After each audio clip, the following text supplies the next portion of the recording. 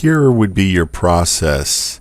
You create CTAs in Writely.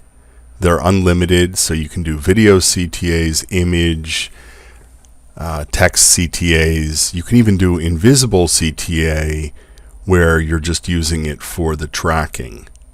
But for example, here with a video CTA, I'm deciding where it's going to appear on pages, on URLs that I share. Do I want to have a delay? You can set the size, whether it autoplays or not. You can even set the opacity. Of course, you're going to replace the branding. So with ours, this will not be powered by Writely. You're going to upload your logo. And you can even have different logos for different CTAs for clients and such. So here in design, you can set all the colors, everything, even the opacity. Tracking, we have the most tracking options of anything out there because of Tag Manager, where you can embed lots of tracking codes in one Tag Manager ID. So you create a number of CTAs, and then in RiteKit, connect Buffer, and you can connect other things as you need them. Let's not look at that right now. Rather than that, look at if you want to use the image option. So we have something which is like a built-in Pablo, like an auto Pablo. So for creating quoted text images like this. And of course, this also you're going to self-brand. You can upload your logo for that.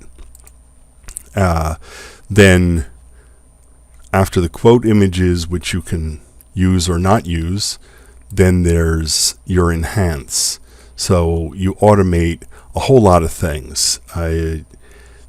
There's the link shortening with, you set what your default CTA would be. And then other things you might want, like I can replace words with emoji, or if someone mentions RitePush, I want it to be hashtag RitePush and a little rocket. The word free, I want to use a single character emoji for free. So all of these things you can set. Auto hashtagging, yes. Extract image from links. So this saves you a step in Buffer where you have to select an image one by one. You set these things, and then in RitePush, create formula, and it's going to be, you can see here, you have a whole lot of options. Buffer is just one of them. But for the Buffer use case, Buffer, choose which queue,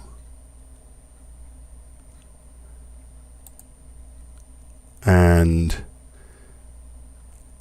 I want to do everything standard here. Load from Buffer.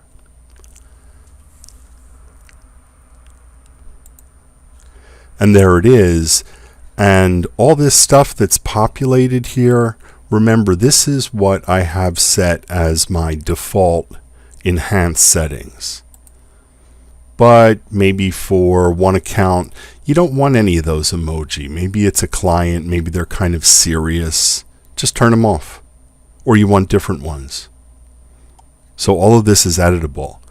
You want to create a quote image, something like a Pablo. Well, which of your styles do you want to use? Let's mix them up, random. No, I don't want to use them. I want you to pull an image from URLs in my posts whenever possible. So these are things that you save here, and reload, you're going to pull what you have in Buffer and then select as many as you want, enhance according to these rules, including the URL shortening with which CTA you want to use.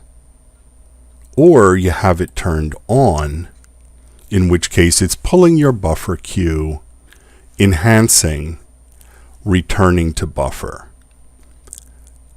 And it's not doing anything that is in the hour of stuff about to go out, the 24 hours of what you have scheduled to go out, to leave you time to edit. So it enhances and sends back to buffer stuff that's more than a day out.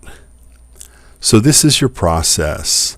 You have a whole lot here you can do with creating other kinds of formulas. You can share a Google Sheet across your team. You could all be sharing the same posts, editing in the Google Sheet, reloading in your formula, and pulling in the new stuff and sharing that from different accounts. So what you're looking at is RitePush with Writely.